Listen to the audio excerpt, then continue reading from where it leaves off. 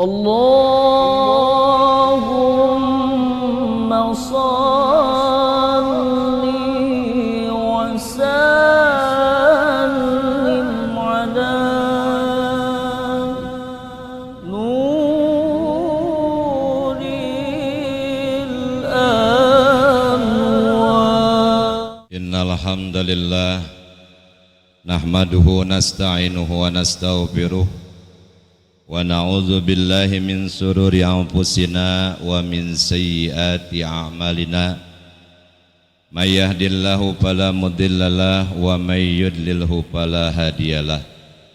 Asyhadu an la ilaha illallah wahdahu la syarikalah wa asyhadu anna sayyidana Muhammadan abduhu wa rasuluh la nabiyya ba'dah.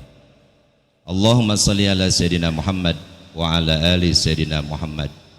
Ya ayuhan nas ittaqullaha haqqa tuqatih wa la tamutunna illa wa antum muslimun. Hadirin jamaah salat Jumat rahimakumullah. Di awal khutbah khatib mengingatkan untuk pribadi dan segenap jamaah sekalian satu pesan yang bisa jadi kita anggap biasa, padahal sesungguhnya ini adalah pesan yang amat sangat luar biasa. Pesan tersebut adalah pesan takwa, di mana pesan ini berulang-ulang Allah sebutkan dalam Al-Quran dan juga berulang-ulang Nabi sebutkan dalam sabdanya. Kalau Allah dan Rasulnya sudah mengulang-ulang tentang pesan takwa ini, maka amat sangat dapat dipastikan pesan ini adalah pesan yang sangat luar biasa. Secara bahasa, takwa itu artinya takut. Takut yang kemudian menjadi dasar manusia melaksanakan pengabdian, melaksanakan ibadah kepada Allah. Dan ketika pesan takwa Allah sampaikan, yang dijadikan sasaran bukan hanya orang yang beriman, tapi semua manusia. Allah ingatkan, ya ayyuhan nasu taqu rabbakum. Hai manusia, takutlah kalian kepada Tuhan kalian. Bahkan lebih khusus Allah sebutkan dalam surat Al-Baqarah ayat 21. Bismillahirrahmanirrahim. Ya ayyuhan nasu taqu ya ayyuhan nasu ubudu rabbakum alladzi khalaqakum walladzina min qablikum la'allakum tattaqun. Wahai manusia, sembahlah Allah yang telah menciptakan kalian dan orang-orang sebelum kalian, yang dengan kalian menyembah Allah ini kalian akan menjadi pribadi yang takwa. Dalam ayat ini Allah sebutkan bahwa untuk menuju takwa Allah sediakan sebuah jalan, sebuah jembatan namanya ibadah. Dan jembatan ini perlu ditopang dengan 3 pilar. Pilar penopang jembatan ibadah kita ada 3 pilar. Yang pertama pilar itu bernama iman, yang kedua bernama Islam, yang ketiga bernama ihsan. Ketiga pilar inilah yang akan menopang jembatan ibadah kita supaya ibadah kita sampai kepada Allah Subhanahu wa taala. Pilar yang pertama iman. Syarat pertama dan utama kita melaksanakan ibadah supaya ibadah kita sampai dan diterima kepada Allah adalah adanya keimanan. Karena orang yang beramal tanpa adanya iman, sebanyak apapun amalnya, kelak di akhirat hanya akan dijadikan debu yang diterbangkan oleh Allah Subhanahu wa taala. Bismillahirrahmanirrahim. Wa qadimna ila ma 'amilu min 'amalin faj'alnahu haba'an mansura. Dan kami temukan, kata Allah, dari sekian banyak amal-amal manusia di alam dunia tanpa didasari iman, faja'alnahu haba'an mansura, maka kami jadikan amalnya tersebut seperti debu yang diterbangkan. Kemudian yang kedua, pilar kedua adalah Islam. Islam ini menjadi penting kehadirannya. Pilar yang kedua ini menjadi penting karena menjadi pembuktian kita punya iman kepada Allah Subhanahu wa taala. Makanya dalam Al-Quran sering kita temukan kalimat alladzina amanu wa amilus sholihat.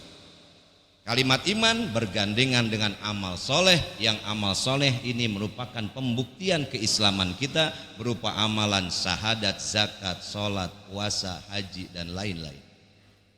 Sebab iman dan amal soleh laksana dua sisi mata uang yang tidak bisa dipisahkan. Iman sudah, Islam sudah, yang ketiga, pilar ketiga adalah ihsan. Apa itu ihsan? Suatu saat Rasulullah ditanya oleh malaikat Jibril, "Ma huwal ihsan?" Apa itu ihsan? Maka Rasul menjawab, ihsan adalah an ta'budallah ka'annaka tarah fa illam takun tarah fa innahu yaraka. Ihsan adalah satu sikap di mana ketika kamu mengabdi, menyembah, beramal kepada Allah seolah-olah kamu melihat Allah. Dan ketika kamu tidak mampu melihatnya, yakini Allah selalu mengawasimu dan melihatmu. Dari jawaban Rasulullah SAW ini kita kaitkan dengan kata dasar ihsan, diambil dari kata ahsana yuhsinu ihsanan. Secara bahasa ihsanan artinya berbuat baik.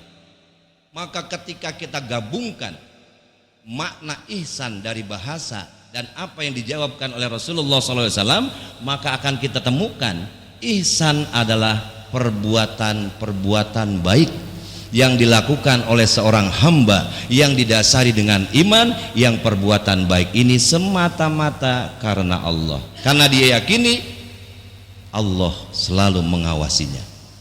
Maka pribadi inilah yang diharapkan muncul dari setiap kita, seorang muslim, seorang mukmin, pribadi yang ihsan, di mana ketika dia sudah mengaku beriman, ketika dia sudah mengaku orang Islam, ada yang muncul dari pribadinya. Apa? Kebaikan-kebaikan. Yang kebaikan ini sasarannya bukan hanya kepada umat sesama, tapi kepada semua umat manusia. Karena ketika sudah bicara kebaikan, Allah tidak membeda-bedakan antara satu dengan yang lain umat-umatnya. Ketika Allah berikan nikmatnya, Allah tidak pilih ini umatku yang beriman, ini umatku yang berserah diri kepadaku, ini umatku yang kafir. Tidak. Maka ihsan inilah yang dimunculkan ketika kita punya iman, ketika kita punya Islam, menjadi pribadi yang ihsan, pribadi yang selalu mengeluarkan kebaikan dengan kata-katanya, pribadi yang selalu mengeluarkan kebaikan dengan perbuatan-perbuatannya, pribadi yang selalu meyakinkan hatinya, kapan saya bisa berbuat baik, dan semua itu landasannya tidak lain adalah karena Allah Subhanahu wa ta'ala.